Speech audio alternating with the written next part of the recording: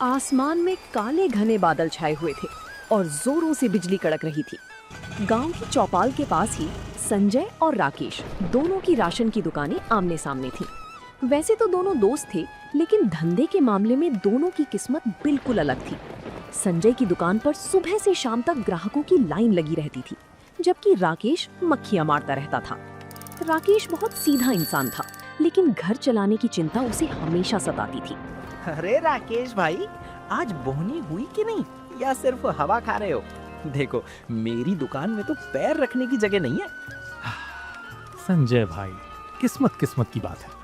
तुम्हारी दुकान अच्छी चल रही है, भगवान तुम्हें और बरकत दे। हमारी तो बस दाल रोटी चल जाए वही बहुत है। अरे भाई, सिर्फ किस्मत नहीं, दिमाग की बात होती है। ग्राहक को कैसे फंसाना है, ये कला हर किसी के पास नहीं होती। अब तुम्हारी दुकान को ही देख लो, सारा सामान धूल खा रहा है। सामान तो सब अच्छा है संजय भाई, बस ग्राहक मेरी दुकान की तरफ मुड़ता ही नहीं। समझ नहीं आता क्या करूं। तभी राकेश की दुकान पर गांव के सरपंच जी आए, लेकिन वो राकेश की दुकान के आगे खड़े होकर संजय को आवाज देने लगे। संजय, जरा 2 किलो चीनी और 1 पैकेट चाय पत्ती देना भाई, जल्दी करना, घर पर मेहमान आए हैं। आइए आइए सरपंच जी, अभी देता हूँ। आपके लिए तो बिल्कुल ताज़ा और बढ़िया माल रखा है। राकेश ये सब देख रहा था। उसे बुरा तो लग रहा था, लेकिन वो कुछ बोल नहीं पा रहा था। जब सरपंच चले गए तो राकेश ने अपनी दुकान का शटर गिराने का फैसला किया। आज फिर खाली हाथ घर जाना पड़ेगा। घर में राशन के पैसे भी खत्म होने को आए हैं। हे भगवान, कोई तो रास्ता दिखा। राकेश दुकान बढ़ाकर अपने घर की तरफ चल दिया। रास्ते में ठंडी हवाएं चल रही थीं और बारिश की बूंदें गिरने लगी थीं। राकेश को खाना बनाने का बहुत शौक था और उसके हाथ में जादू था। वो जब भी घर पर कुछ बनाता, महक पूरे मोहल्ले में फैल जाती थी। लेकिन इस हुनर से पैसे कैसे कमाए जाएं, ये उसे नहीं पता था। घर पहुंचकर राकेश ने अपनी साइकिल खड़ी की। उसकी पत्नी सुधा दरवाजे पर ही खड़ी उसका इंतजार कर रही थी। आज बड़ी जल्दी आ गई जी, चेहरा इतना उतरा हुआ क्यों है? सब ठीक तो है ना? क्या ठीक रहेगा सुधा, आज पूरे दिन में सिर्फ 50 रुपए की बिक्री हुई है। संजय की दुकान पर पैर रखने की जगह नहीं थी और मेरी दुकान पर सन्नाटा पसरा हुआ था। आप हिम्मत मत हारिए, भगवान ने एक रास्ता बंद किया है तो दूसरा जरूर खोलेगा। आप हाथ मुंह धो लीजिए, मैं आपके लिए गर्मा गर्म चाय लाती हूँ। राकेश चारपाई पर बैठ गया और बाहर होती बारिश को देखने लगा। उसकी किस्मत भी इस धुंधली बारिश जैसी ही लग रही थी, जहाँ आगे का कुछ साफ दिखाई नहीं दे रहा था। बाहर बारिश तेज हो चुकी थी। मिट्टी की सौंधी खुशबू के बीच राकेश रसोई में चला गया। उदास मन को हल्का करने के लिए उसने खुद ही चाय और आलू के चटपटे पकौड़े बनाने शुरू कर दिए। जब पकौड़ों की खुशबू बाहर तक गई तो सुधा मुस्कुराती हुई रसोई में आई। वाह जी वाह, आपके हाथ के इस स्वाद का तो कोई मुकाबला ही नहीं है। गांव का बड़े से बड़ा हलवाई भी आपके आगे फेल है। अरे सुधा, इस स्वाद का क्या करूं? पेट भरने के लिए तो राशन की दुकान चलनी जरूरी है ना। लोग तारीफ तो बहुत करते हैं, लेकिन इससे घर का खर्च नहीं चलता। एक बात कहूँ जी, गुस्सा तो नहीं करोगे? अरे कहो सुधा, इस मुश्किल वक्त में गुस्सा कैसा? जो मन में है साफ साफ कहो। देखिए, बाहर कितनी तेज बारिश हो रही है। इस मौसम में हर किसी का मन कुछ गर्मा गर्म और चटपटा खाने का करता है। अपनी दुकान में वैसे भी राशन का सामान कम ही बिक रहा है, क्यों ना हम दुकान के आगे एक छोटा सा स्टॉल लगा लें? स्टॉल? पर किस चीज का स्टॉल सुधा? हलवाई का काम तो मुझे नहीं आता और उसमें तामझाम भी बहुत है। अरे हलवाई का काम कौन कह रहा है? अपनी दुकान में मैगी के इतने सारे पैकेट पड़े हैं जो बिक नहीं रहे हैं। आप उन मैगी के पैकेट्स को निकालिए और अपनी खास मसालों वाली चटपटी मैगी बनाकर बेचना शुरू कीजिए। मुझे पक्का यकीन है आपकी मैगी का स्वाद सबको दीवाना बना देगा। मैगी? गांव के लोग मैगी खाएंगे क्या सुधा? अरे जी, आजकल के लड़के लड़कियां और शहर से आने जाने वाले लोग मैगी बहुत चाव से खाते हैं, और फिर जब आप उसमें अपने हाथ का जादू मिलाओगे तो कोई मना नहीं कर पाएगा। मैं घर के मसाले कूट कर दे दूंगी, आप बस अपनी कला दिखाना। कोशिश करने में क्या हर्ज है?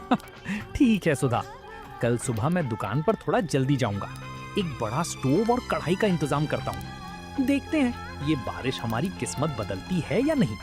अगली सुबह आसमान में घने काले बादल छाए हुए थे और रिमझिम बारिश शुरू हो चुकी थी।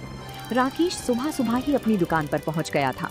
वो अपने साथ घर से एक बड़ा स्टोव, कढ़ाई, कुछ कटी हुई सब्जियां और सुधा के हाथ के पिसे हुए खास मसाले लेकर आया था। उसने अपनी राशन की दुकान के ठीक आगे एक बड़ा छाता लगाया और उसके नीचे स्टोव सेट कर दिया। सामने की दुकान पर संजय अपनी गद्दी पर बैठा राकेश को देख रहा था। राकेश को बर्तन चमकाते देख संजय से रहा नहीं गया और वो हंसते हुए सड़क पार करके राकेश के पास आ गया। अरे राकेश भाई, ये सुबह सुबह क्या तमाशा लगा है? राशन की दुकान बंद करके क्या अब चाय पकोड़े का ठेला खोलने का इरादा है? नहीं संजय भाई, तमाशा नहीं है। दुकान में मैगी के पैकेट काफी समय से रखे थे। सोचा इस रिमझिम बारिश में लोगों को गर्मा गर्म चटपटी मैगी बनाकर खिलाई जाए। मैगी? अरे भाई, ये गांव है। यहाँ लोग सुबह सुबह भरपेट रोटी सब्जी खाते हैं। ये 2 मिनट वाली मैगी शहर के चोचले हैं। यहाँ कोई फूटी कौड़ी नहीं देगा। पैसे और समय दोनों बर्बाद कर रहे हो। कोई बात नहीं संजय भाई, कोशिश करने में क्या बुराई है। बैठो, तुम्हारे लिए एक प्लेट बनाऊं? ना बाबा ना, तुम अपनी मैगी खुद ही खाओ और खुद ही खुश रहो। संजय हंसता हुआ अपनी दुकान पर लौट गया। तभी तेज बारिश शुरू हो गई। बस स्टैंड से भीगते हुए 2 राहगीर राकेश की दुकान के शेड के नीचे आकर खड़े हो गए। दोनों ठंड से कांप रहे थे। राकेश ने मौका देखा और कढ़ाई में मक्खन, प्याज और हरी मिर्च डाल दी। जैसे ही सुधा के खास मसाले कढ़ाई में पड़े, उसकी महक पूरी सड़क पर फैल गई। भाई साहब, ये किस चीज की महक है? बड़ी लाजवाब खुशबू आ रही है। भाई जी, ये मेरी खास मसालेदार चटपटी मैगी है। इस बारिश के मौसम में एक बार खाओगे तो ठंड गायब हो जाएगी। बनाकर दूं एक प्लेट? हाँ भाई, बना दो। इस बारिश में बस के इंतजार में खड़े खड़े वैसे भी भूख लग रही है। जरा तीखी बनाना। बस 2 मिनट भाई साहब, ऐसी मैगी खिलाऊंगा कि स्वाद भूल नहीं पाओगे। राकेश ने फुर्ती से मैगी तैयार की और गर्मा गर्म प्लेट दोनों राहगीरों के हाथ में थमा दी।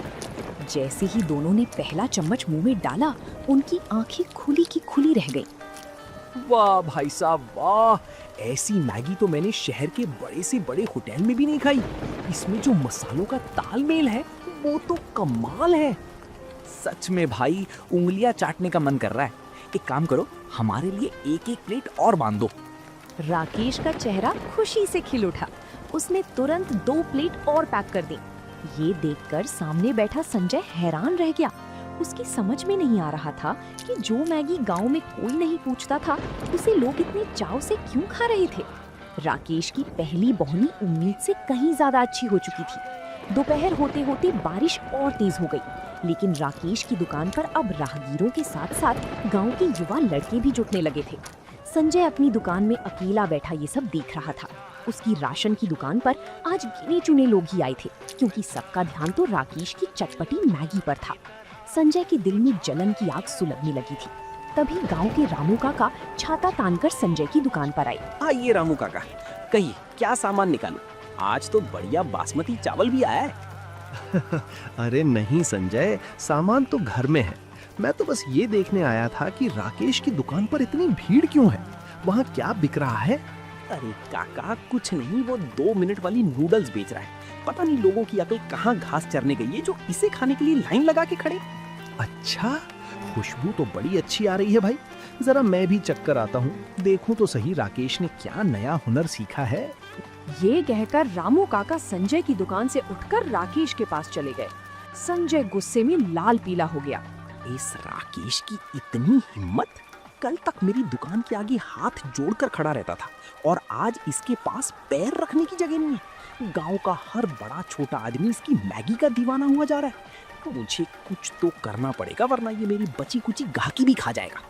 शाम को जब राकेश दुकान बढ़ाकर घर पहुंचा, तो उसका चेहरा खुशी से चमक रहा था। उसने जेब से नोटों की गड्डी निकाली और सुधा के हाथ में रख दी। सुधा, तुम्हारा आइडिया तो बिल्कुल तीर की तरह निशाने पर लगा। आज मैगी के सारे पैकेट बिक गए और मुझे राशन की दुकान से महीने भर में जितनी कमाई नहीं होती थी, उतनी आज एक दिन में हो गई। मैंने कहा था ना जी, आपके हाथ के स्वाद की कदर एक दिन जरूर होगी। ये तो बस शुरुआत है। हाँ सुधा, लेकिन सामने संजय का चेहरा देखने लायक था। वो गुस्से में मुझे ऐसे देख रहा था जैसे मैं उसकी जमीन हड़प रहा हूँ। मुझे लगता है वो चुप नहीं बैठेगा। आप उसकी फिक्र मत कीजिए, आप ईमानदारी से अपना काम करिए। स्वाद आपके हाथ में है, किसी की जलन से आपका स्वाद कोई नहीं छीन सकता। लेकिन राकेश का डर सही था। उधर संजय अपने घर पर बैठा एक बड़ी योजना बना रहा था। अगली सुबह जब बारिश थोड़ी थमी तो संजय सीधे शहर के बड़े थोक बाजार के लिए रवाना हो गया। उसके दिमाग में रात भर यही बात घूम रही थी कि अगर राकेश मैगी बेचकर अमीर बन सकता है तो वो क्यों नहीं। उसने शहर से 5 बड़े डिब्बे मैगी, बढ़िया किस्म का मक्खन और तरह तरह के महंगे सॉस खरीदे। उसने मन ही मन सोच लिया था कि वो राकेश से बड़ी और आधुनिक दुकान लगाएगा। दोपहर तक संजय गांव वापस आ गया। उसने अपनी दुकान के बाहर एक चमचमाती हुई नई स्टील की टेबल लगवाई, एक बड़ा गैस चूल्हा रखवाया और एक बड़ा सा बोर्ड टांग दिया जिस पर लिखा था संजय मैगी पॉइंट। राकेश अपनी दुकान के आगे कढ़ाई चढ़ा रहा था। उसने जब संजय की ये नई तैयारी देखी तो हैरान रह गया। अरे संजय भाई, ये तो बहुत बढ़िया बात है। तुमने तो बहुत बड़ा स्टॉल लगा लिया, बधाई हो तुम्हें। बधाई अपने पास रखो राकेश भाई। अब तुम्हारी वो साधारण सी मैगी का खेल खत्म होने वाला है। देखो, मैं शहर से असली मक्खन और विदेशी सॉस लेकर आया हूँ। अब गांव वाले तुम्हारी वो सूखी मैगी छोड़कर मेरी वीआईपी मैगी खाएंगे। संजय भाई, बाजार बहुत बड़ा है, ग्राहक किसी एक का नहीं होता। तुम भी कमाओ, हम भी कमाएंगे। भगवान सबको बरकत दे। बरकत तो अब सिर्फ मेरी दुकान पर होगी। अभी देखना, जैसे ही मैं चूल्हा जलाऊंगा तुम्हारी दुकान के सारे ग्राहक दौड़कर इधर आ जाएंगे। पैसे के आगे तुम्हारा वो देसी जुगाड़ टिक नहीं पाएगा। संजय ने तुरंत अपने नौकर को आवाज दी और जोर जोर से बर्तन खड़काने लगा ताकि पूरे बाजार का ध्यान उसकी तरफ आ जाए। बाजार में आने जाने वाले लोग संजय की इस नई और बड़ी दुकान को देखकर रुकने लगे। गांव के मुखिया जी के भाई महेंद्र सिंह भी वहां से गुजर रहे थे।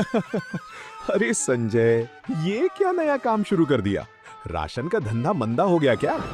आइए महेंद्र भैया, राशन तो चल ही रहा है, लेकिन अब गांव वालों को शहर का असली स्वाद चखाने के लिए ये स्पेशल स्टॉल खोला है। बैठिए, आपके लिए शहर की खास मसालों वाली मैगी बनाता हूँ। संजय ने महेंद्र सिंह को बिठाया और पूरी ताकत से मैगी बनाने में जुट गया। आसमान में फिर से काले बादल घिर आए और रिमझिम बारिश होने लगी। संजय की दुकान पर 4-5 लोग इकट्ठा हो गए थे जो ये देखने आए थे कि शहर वाले मसालों का स्वाद कैसा होता है। संजय ने कढ़ाई में सब्जियां, नूडल्स और वो सारे सॉस डाल दिए जो वो शहर से लाया था। उसने मैगी को दिखने में तो बहुत खूबसूरत बना दिया, लेकिन उसे खाना बनाने का कोई तजुर्बा नहीं था। उसे ये अंदाजा ही नहीं था कि नमक, मिर्च और मसालों का सही तालमेल क्या होता है। संजय ने बड़े गर्व के साथ पहली प्लेट महेंद्र सिंह के सामने परोसी। लीजिए महेंद्र भैया, खाइए। ऐसी मैगी पूरे इलाके में कहीं नहीं मिलेगी। महेंद्र सिंह ने बड़े चाव से एक निवाला मुंह में रखा, लेकिन मुंह में डालते ही उनका चेहरा अजीब सा बन गया। उन्होंने मुश्किल से उसे निगला और तुरंत पानी की तरफ हाथ बढ़ाया। थू थू। अरे संजय, ये क्या बना दिया है तुमने? इसमें तो सिर्फ खट्टापन और कड़वा स्वाद आ रहा है। मैगी तो पूरी तरह गल चुकी है और मसालों का कोई अता पता ही नहीं है। ऐसा कैसे हो सकता है भैया? मैं तो शहर के सबसे महंगे सॉस और असली मक्खन का इस्तेमाल कर रहा हूँ। जरा दोबारा चक्कर देखिए। अरे भाई, महंगे सामान से स्वाद नहीं आता, स्वाद हाथ के हुनर से आता है। तुमने तो पूरा मूड खराब कर दिया। पैसे कमाने के चक्कर में लोगों की सेहत खराब करोगे क्या? पास खड़े दूसरे ग्राहकों ने भी जब सुना तो उन्होंने संजय की दुकान से कदम पीछे खींच लिए। ठीक उसी समय सामने राकेश की दुकान से सुधा के कूटे हुए मसालों और असली देसी तड़के की महक उड़ती हुई आई।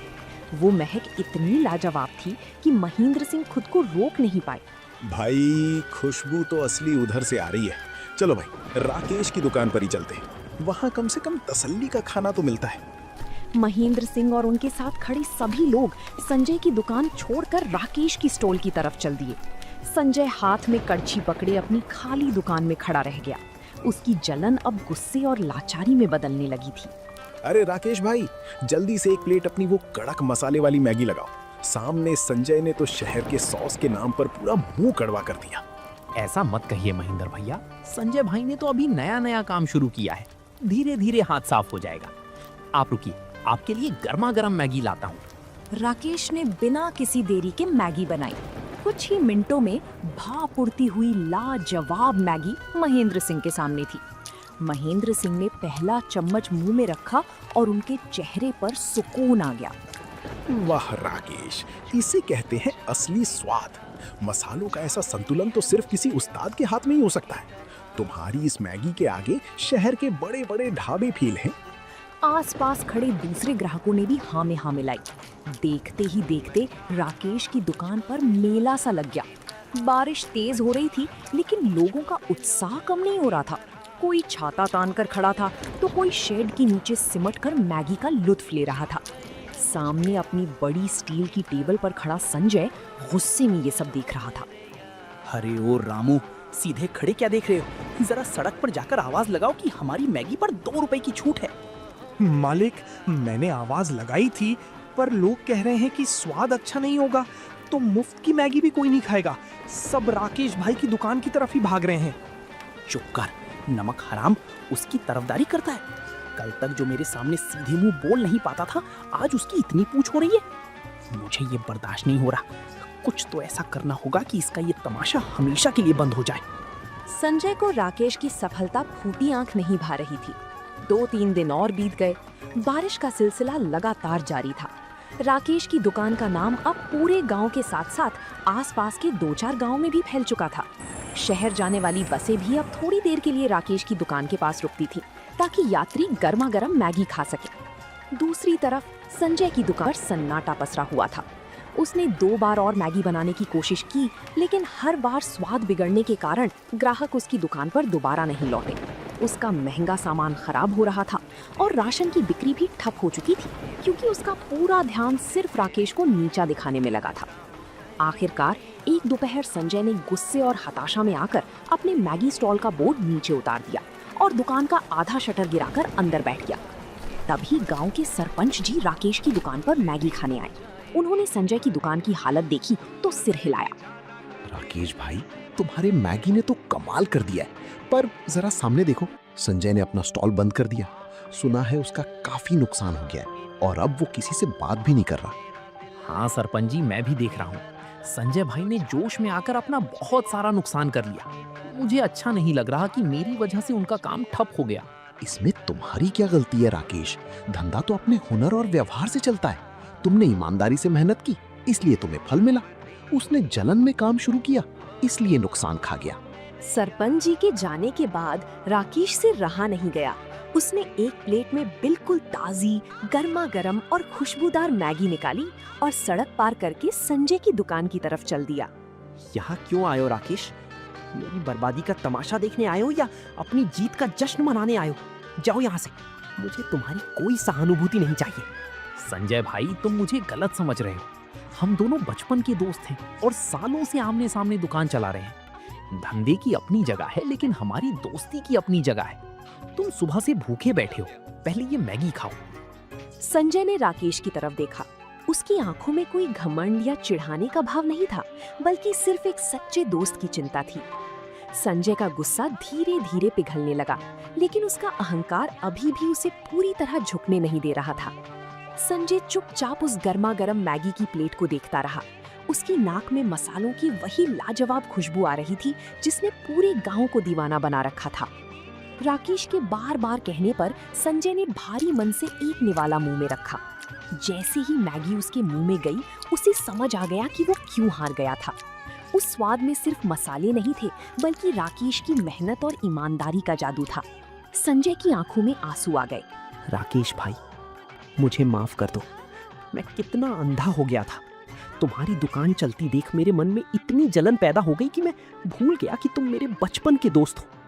मैंने तुम्हें नीचा दिखाने के लिए क्या कुछ नहीं किया। अरे संजय भाई, कैसी बातें करते हो? पुरानी बातों को यहीं छोड़ दो। दोस्त हो तुम मेरे।